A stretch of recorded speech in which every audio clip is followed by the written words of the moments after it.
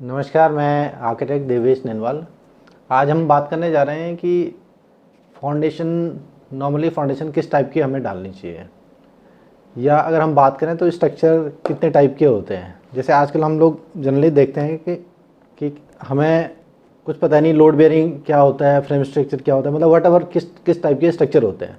तो सबसे पहले तो हमें ये जानना चाहिए कि अगर हम कोई भी नया घर बना रहे हैं, हम पर्टिकुलरली मैं अभी बात कर रहा हूँ कि हाउस कंस्ट्रक्शन की, रेजिडेंशियल हाउस की अब मैं बात कर रहा हूँ। तो रेजिडेंशियल हाउस कभी भी अगर हम बनाने जा रहे हैं तो हमें सबसे पहले उसमें क्या क्या चीज़ें हमें ध्यान रखनी चाहिए।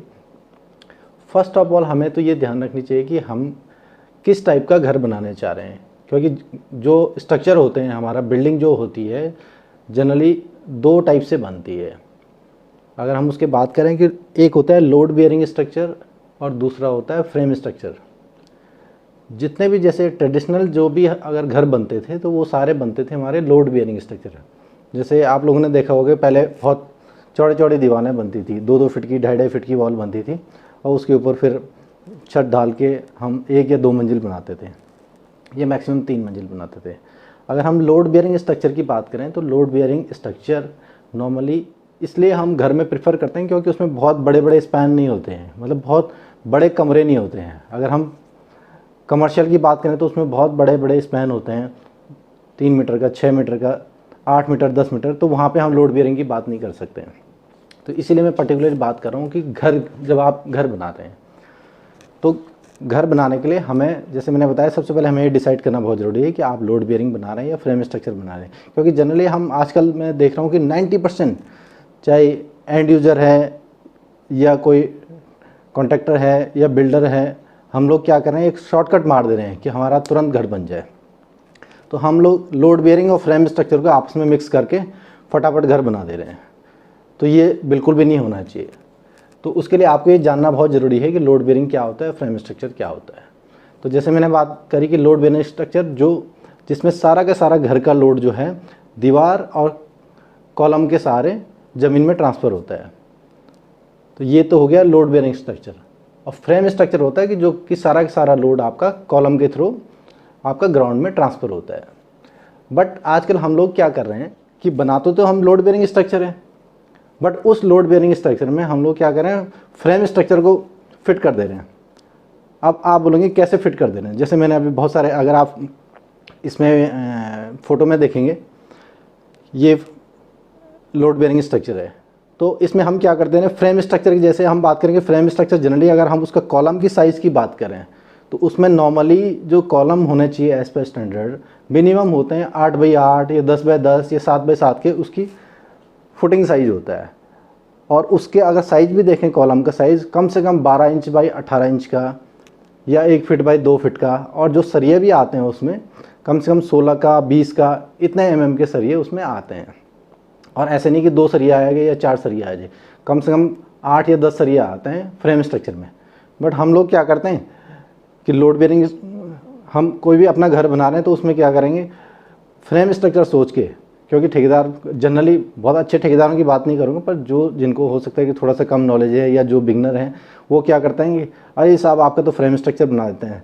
तो फ्रेम स्ट्रक्चर क्या करेंगे, नॉर्मल सरिया डाल के, पता लगा 16 के 4 सरिये डाल दिए, 12 के 4 सरिये डाल दिए, और आपकी 4x4 की फुटिंग फाउंडेशन डाल दी कॉलम की, और कॉलम की फाउंडेशन डाल दी, और सीधे सीधे उसके ऊपर आपका एक प्लिंथ बीम डाला, और वहाँ से आपने दीवारें उठाने शुरू कर दी, और जिसमें कि कहीं भी आपका फाउंडेशन नहीं डलती, मतलब जो दीवार है, दीवार के नीचे कहीं भी आपकी फाउंडेशन नहीं है। तो आपका क्या हो गया कि सारा का सारा लोड इस कंडीशन में कॉलम के ऊपर आ गया। तो कॉलम के ऊपर आ गया तो ऑब्वियसली कॉलम की अगर बात करूँ, जैसे होता है कि अगर किसी भी वजन को उठाने के लिए अगर 10 आदमियों की ज़रूरत है, तो 10 आदमियों का, इसका मतलब वो चीज़ इतनी हैवी है कि उसके लिए 10 आदमी की ज़रूरत है। बट आपने क्या कर दिया कि वही जो वजन 10 आदमी ने उठाना था वो आपने बोला एक आदमी को तो उठा ले।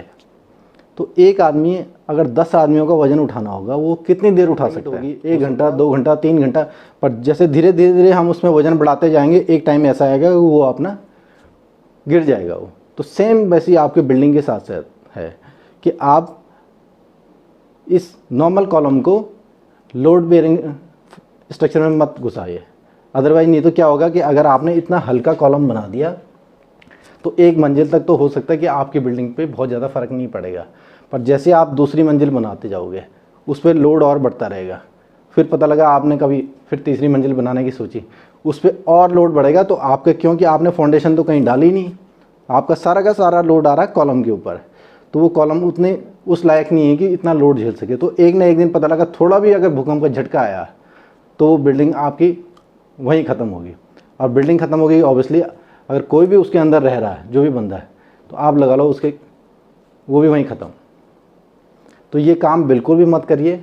आपको हम लोगों को लगता है कि जैसे शीशा होता है ना, कांच, बिल्कुल बिल्कुल फर्स्ट क्लास दिखता है जब तक सॉलिड रहता है, बट अगर थोड़ा सा भी एक पत्थर गिर गया तो वहीं क्रैक हो जाता है, वहीं चूरा चूरा हो जाता है। वैसे ही बिल्डिंग के साथ भी है, जब तक सॉलिड दिख रहा लगता है कि अरे वाह बहुत अच्छी बिल्डिंग है ये, बट जिस दिन अगर जाती है तो किसी को पता ही नहीं लगेगा कैसे गया। बहुत सारे एग्जांपल अगर हम दिखा देंगे आपको, जैसे अगर आप फोटो में देखेंगे, ये बहुत अच्छी एक बिल्डिंग है कोई 3-4 मंजिल की, और दिखने में बहुत सुंदर है। इसमें एक भूकंप का झटका आएगा और सारी की बिल्डिंग आपकी पूरे कोलैप्स होके नीचे गिर गई। वो सिर्फ इसलिए गिर गया क्योंकि उसमें कहीं भी आपने फाउंडेशन, या जिसने भी बिल्डिंग बनाई उसमें कहीं भी फाउंडेशन नहीं डाली थी। तो ये काम बिल्कुल भी मत करिए। ये ज़रूर ध्यान रखें, अगर आप लोड बेयरिंग स्ट्रक्चर बना रहे हैं तो आपको उसमें प्रॉपर ब्रिक वर्क की फाउंडेशन ज़रूर डालनी है। जितने भी कॉर्नर आपके हैं उन कॉर्नर पे कॉलम ज़रूर दीजिए, जो भी रिकमेंडेड कॉलम एज़ पर जो आपके आर्किटेक्ट ने दिया या इंजीनियर ने दिया। अगर आप सपोज कोई आर्किटेक्ट इंजीनियर नहीं भी रखा तो वहाँ पे आप ज़रूर सिस्मिक मतलब भूकंप के झटके को सहने के लिए जो कॉर्नर होते हैं, सबसे पहले कॉर्नर टूटते हैं, तो वहाँ पे आप नॉर्मल कॉलम दे सकते हैं, जैसे 9-14 9-18 हो गया, और उसकी जनरल जो भी फुटिंग है 4x4 की वो दे सकते हैं।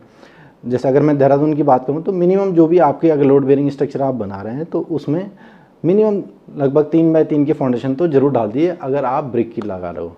और अगर आप पत्थर की लगाना चाह रहे हो तो पत्थर भी आपके कट स्टोन होने चाहिए, कटे हुए पत्थर होने चाहिए, तो उसमें भी कम से कम 2.5x2 की आप फाउंडेशन ज़रूर रखिए, तभी आपकी बिल्डिंग ऊपर का लोड ले सकती है।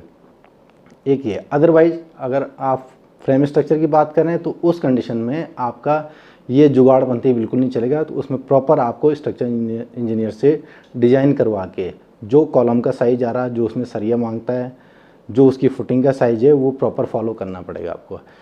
अगर वही आपने बिल्डिंग अगर स्ट्रक्चर इंजीनियर से डिज़ाइन करवाई, फिर आपको खुद ही पता लग जाएगा कि अरे मैं क्या कर रहा था, कहाँ 4x4 की फाउंडेशन और कहाँ 8x8 की फाउंडेशन। खासकर ये फाउंडेशन के लिए आपको यही बताना चाह रहा था। और आपके इसमें कोई भी क्वेरीज हो तो आप हमें कमेंट बॉक्स में कमेंट कर सकते हैं, और मैं कोशिश करूँगा ज़रूर आपके सवालों का जवाब दूँगा। Thank you so much.